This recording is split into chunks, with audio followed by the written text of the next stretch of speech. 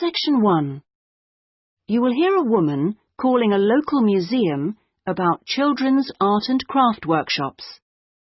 First, you have some time to look at questions 1 to 5.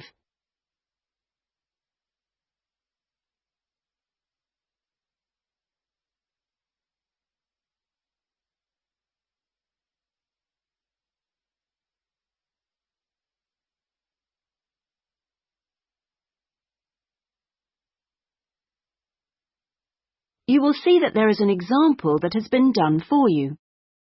On this occasion only, the conversation relating to this will be played first. Good morning, Sidmouth Museum. Can I help you? Oh, yes. Good morning. I'm interested in the children's workshops, and I'd like a little more information, please. Do you mean the art and craft workshops? Yes, a friend of a friend mentioned them. The children do painting and make models and so forth. Yes, of course. Where to begin? First of all, as you probably know, they run every Saturday. The workshops are organised every Saturday, so Saturday has been written in the space. Now we shall begin. You should answer the questions as you listen, because you will not hear the recording a second time. Listen carefully and answer questions 1 to 5. Good morning, Sidmouth Museum. Can I help you? Oh, yes. Good morning. I'm interested in the children's workshops, and I'd like a little more information, please. Do you mean the art and craft workshops? Yes, a friend of a friend mentioned them. The children do painting and make models and so forth. Yes, of course. Where to begin? First of all, as you probably know, they run every Saturday. Fine. And what about ages? Well, all ages from 5 upwards are welcome, though we do ask that children below 8 years of age are accompanied by an adult. Fine. That wouldn't be a problem. What about cost? Well, I think you'll find them very reasonable.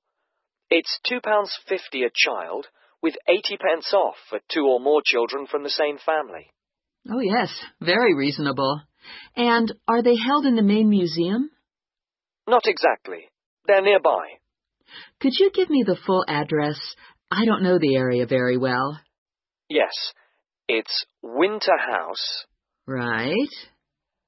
And that's in Tamer Street. Could you spell that, please? Yes, Tamer Street. Lovely.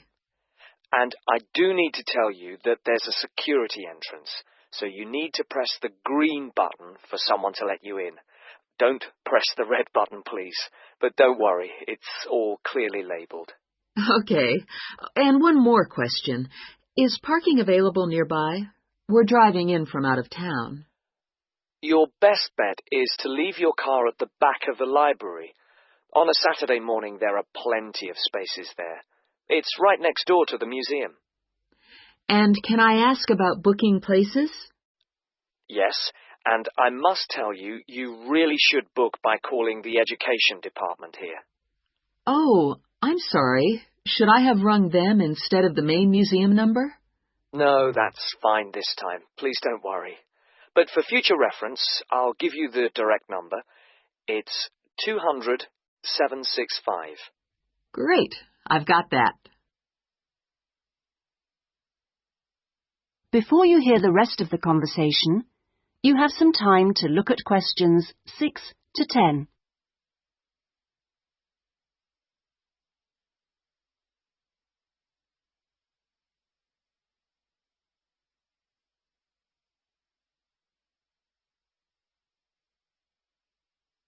Now listen and answer questions 6 to 10.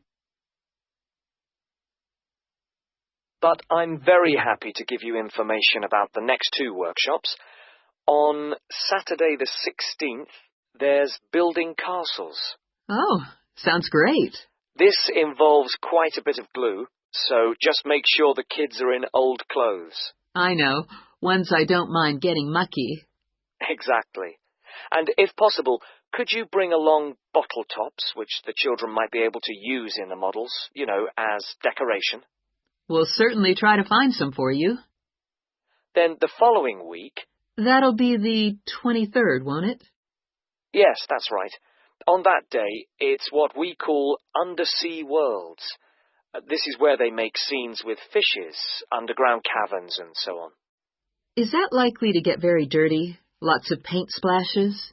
Not really. So we don't recommend any special clothes for that one.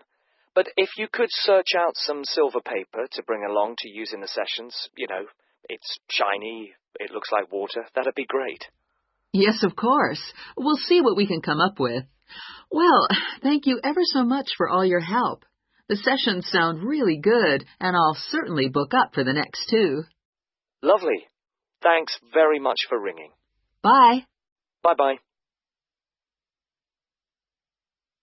That is the end of section 1. You now have half a minute to check your answers.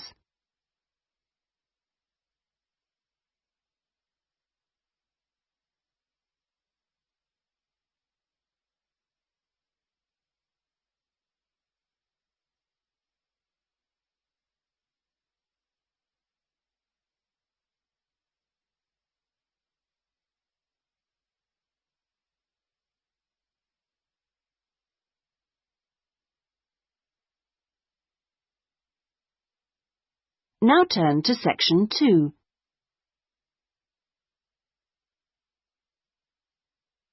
Section 2. You will hear a customer services official giving information to a passenger at a railway station in a town called Trebirch. First, you have some time to look at questions 11 to 17.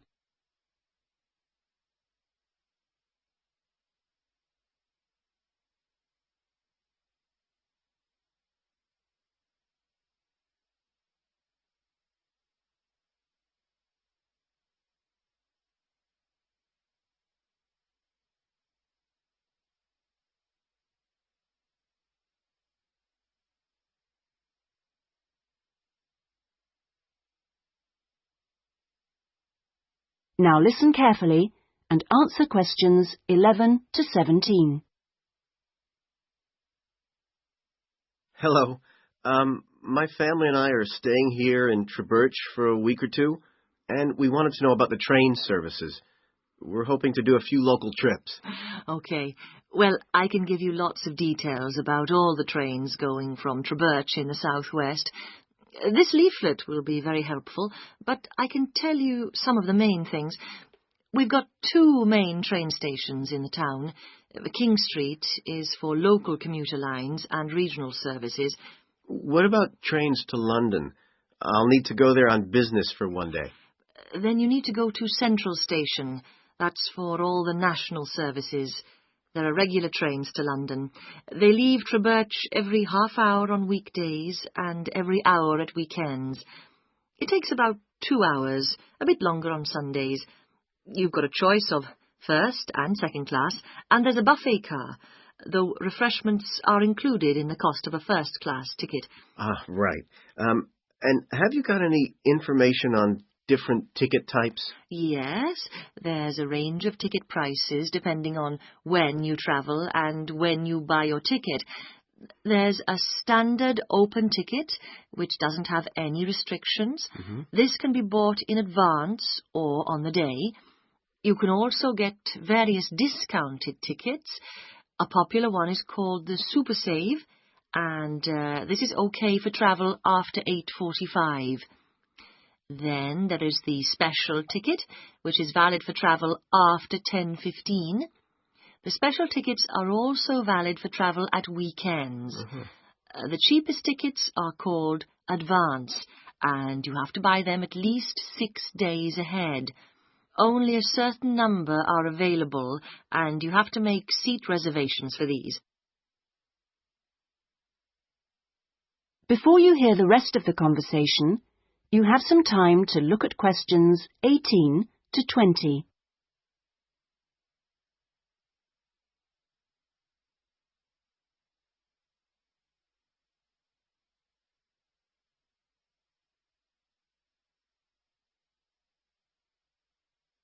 Now listen and answer questions 18 to 20.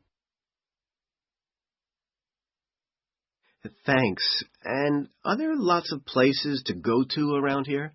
Oh, yes. You can enjoy many days out. There's the Merthyr Mining Museum, which is only half an hour from Trubirch by train. Your children will find it just as fascinating as any theme park, and they can ride in the original miners' lifts and on the coal trains. There are special excursion tickets which include entrance fees. Mainline trains also offer direct services to Bristol, where you can visit the docks or spend a great day out with the children in the zoo, which is set in the parkland that used to surround the old castle. Special family away day fares are available for this service now during the school holidays. Alternatively, you can be in Birmingham in only an hour and a half, where there's lots to see and do, including the new and internationally acclaimed climbing wall, built on the site of the old aquarium. We will also be running a special service to Newport when the new Science Museum opens next year, as we anticipate a lot of visitors in the opening weeks. I'd advise you to call early to book your tickets. Is that okay? Yes, thanks.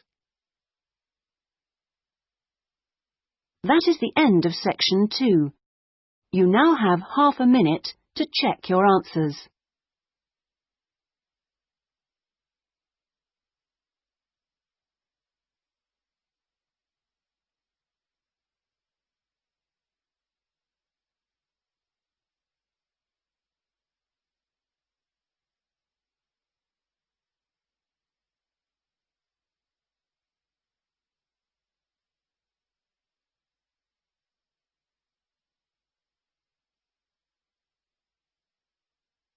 Now turn to section 3.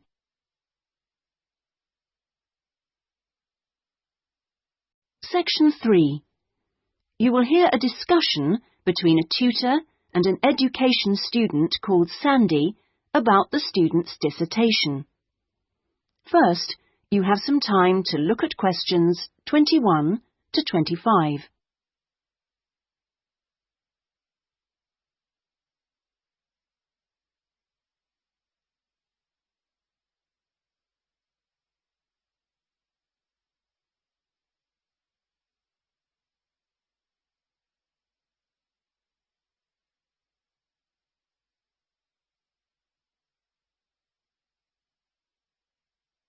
Now listen carefully and answer questions 21 to 25.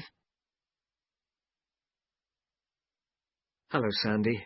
How have you been getting on with your dissertation? Fine.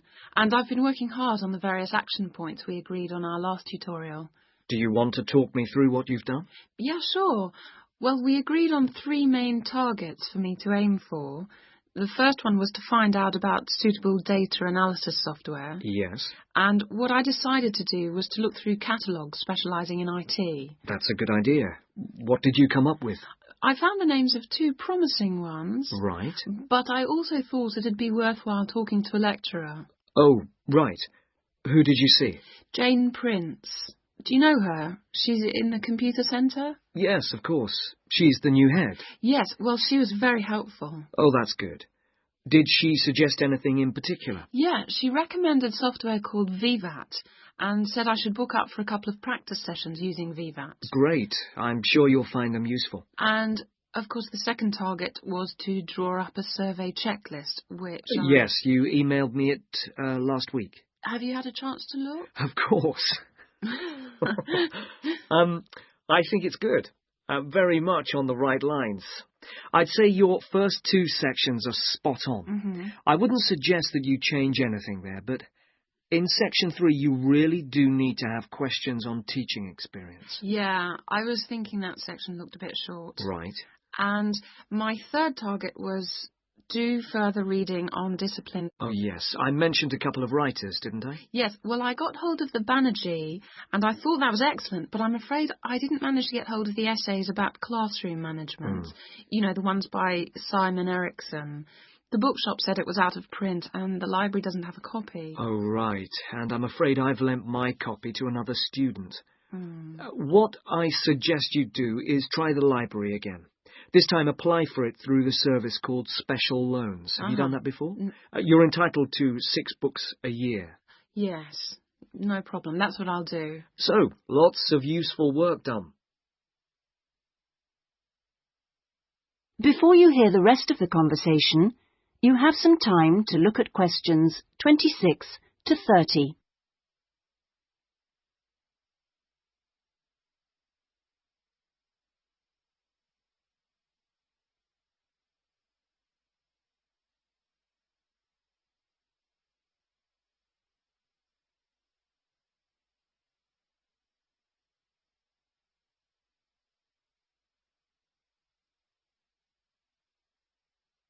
Now listen and answer questions 26 to 30. So let's look at some new targets. We'll start by having a chat about your Chapter 1. I very much enjoyed reading it. Your written style is very clear, and you've included lots of interesting descriptions of education in your target area. I've just got a couple of suggestions for some additional work. Of course. Could I just ask, what do you think I should call it? Well, I'd go for something like context review. What do you think? Well, short and to the point. Exactly. Now, as regards specific areas to work on, I'd be quite interested to have a few more statistics about the schools in the different zones. Oh, that wouldn't be a problem. I can get them from the internet. Great. And although you did make a reference to quite a few different writers, I think you should aim to cite more works written later than 2000. OK. That's more difficult, but I can try. When do you want that done by? Oh, it's not urgent. I should aim for the end of term. But in the meantime, I think you should also be thinking about Chapter 2. Should I be drafting it already? No, but I think you should note down its main sections. Yes. You know, I always find that the hardest part... I always find it helpful to put some ideas on index cards. Yeah. And then you can sort them and even lay them out on the floor. It's a real help. Well, I'll certainly try it. Okay. When would the deadline be for that? My advice would be to get it done before you embark upon the research. You can always change it later if you need to. OK. I'll get going on that then. That is the end of Section 3. You now have half a minute to check your answers.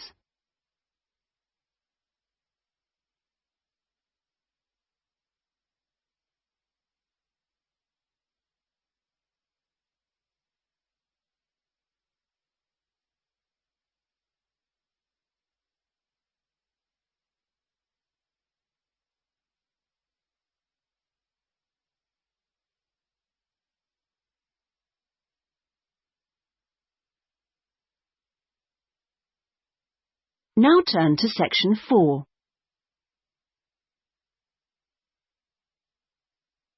Section 4.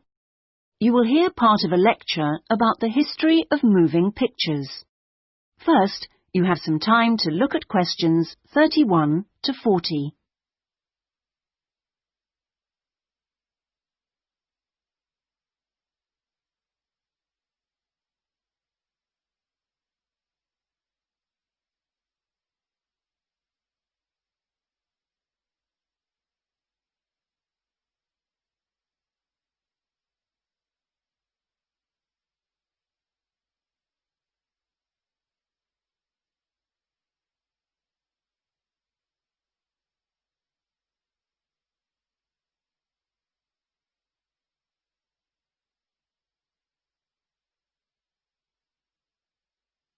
Now listen carefully and answer questions 31 to 40. Many believe that the story first began in America in 1877, when 2 friends were arguing over whether a horse ever had all 4 feet, or hooves, off the ground when it galloped. To settle the bet, a photographer was asked to photograph a horse galloping, and the bet was settled because you could see that all the hooves were off the ground in some of the photos. What was even more interesting was that if the photos were shown in quick succession, the horse looked like it was running, In other words, moving pictures. The person who became interested in taking the moving pictures to its next step was the famous American inventor Thomas Edison. Actually, he didn't do the work himself, but rather asked a young Scotsman in his employ to design a system, which he did. Now, this young fellow was clever, because the first thing he did was study other systems, primitive as they were, of moving pictures, and then put all the existing technologies together to make the first entire motion picture system. He designed a camera, a projection device, and the film. The system was first shown in New York in 1894 and was really very popular. Apparently, people lined up around the block to see the wonderful new invention. There were, however, a couple of problems with the system. The camera weighed over 200 kilograms, and only one person at a time could see the film. Well now, news of the new system in America traveled fast, and a number of rival European systems started to appear once people had heard about it. The single problem with all the systems was they couldn't really project the film onto a screen, so more than one person could see it. Then, in 1895, 3 systems were all developed, more or less at the same time and independently of each other. I guess the most famous of these was by the Lumière brothers from France, and they called their system the cinematograph, which of course is where the word cinema comes from. There were also 2 brothers in Germany who developed a successful system, and they called it a bioscope. Well, now once the problem of projection had been solved, the next challenge for the inventors was to make the films longer and more interesting. A continuing problem at the time was that the films had a tendency to break when they were being played, a problem which was caused by the tension between the 2 wheels, or reels as they are called, which hold the film. Now, this problem was solved by 2 American brothers. They developed the Lantham loop, which was the simple addition of a 3rd reel between the 2 main reels, and this took all the tension away, with the result that the film stopped snapping.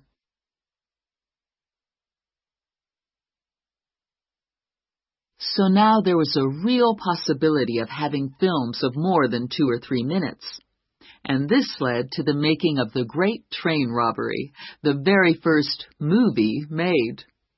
It only lasted 11 minutes, but was an absolute sensation, and there were cases of people watching the movie and actually fainting when the character fired a gun at the camera.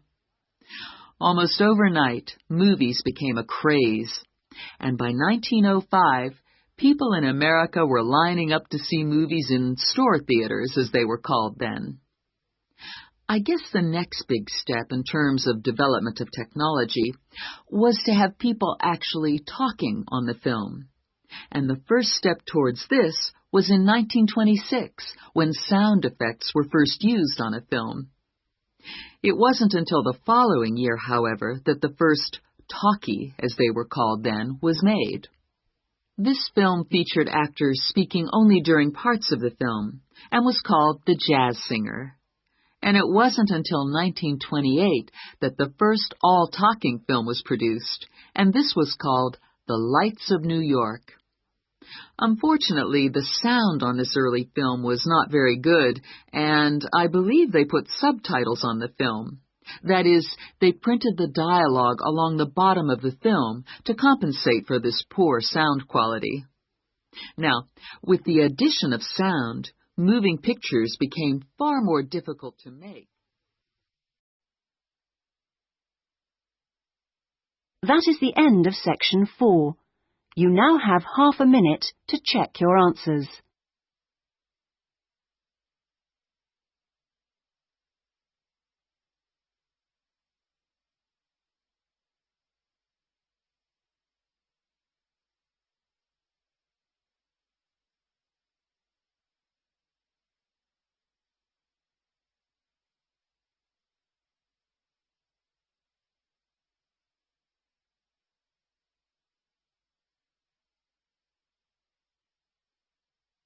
That is the end of the listening test.